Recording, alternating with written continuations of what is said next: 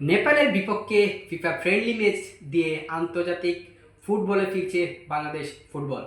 Last 10ই June সিঙ্গাপুরের বিপক্ষে AFC Asian cup বাছাই পর্বের তৃতীয় রাউন্ডে মুখোমুখি হয়েছিল সিঙ্গাপুরের বিপক্ষে। সেই ম্যাচটি অবশ্যই ভালো ফলাফল করতে না পারলেও প্রতিটি ফুটবল প্রেমীর মনে ইচ্ছা আকাঙ্ক্ষা জাগিয়েছিল বাংলাদেশ জাতীয় ফুটবল দল। 10 দিনের পর থেকেই লম্বা বিরতিতে ছিল বাংলাদেশ জাতীয় ফুটবল দল।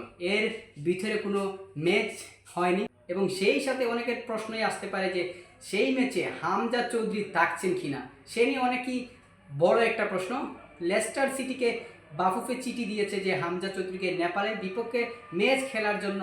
নেপালের বিপক্ষে ম্যাচ খেলতে বাংলাদেশ দলের ক্যাম্প এখনও শুরু হয়েছে বললেও হামজা চৌধুরী কিংবা সামিদ সুম এখনও সেই ক্যাম্পে যোগ দেননি।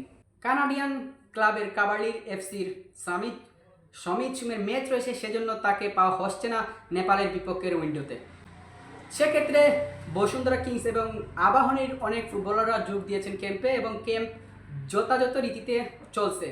বিশেষ করে হাবিয়ার ক্যাবরেরার মূল টার্গেটই ছিল অনেক আগ থেকেই যে বাংলাদেশ দলের যে ফুটবলার রয়েছে ফিটনেস নিয়ে কাজ করতে। অনেক ফুটবলার ফিটনেসের ঘাটতি হয়েছে, সো সেই দিক থেকে অনেক আগ থেকেই তিনি ক্যাম্প শুরু করে দিয়েছেন এবং ক্যাম্পে বাংলাদেশ পুলিশ এফসির বিপক্ষে বাংলাদেশ ফুটবল দল একটি প্রীতি ম্যাচ খেলেছিল। সেই ম্যাচের ফলাফল যদি আপনি হিসেব করেন, খুব ভালোই খেলেছিল বাংলাদেশ ফুটবল দল, কিন্তু রেজাল্টটা হয়নি। 1-1 গোলে ড্র হয়েছিল সেই ম্যাচটি। 23 এশিয়ান কাপ বাছাই পর্ব ম্যাচকে সামনে রেখে কিউবা এবং ফাহমিদুল রয়েছেন ভিয়েতনামে।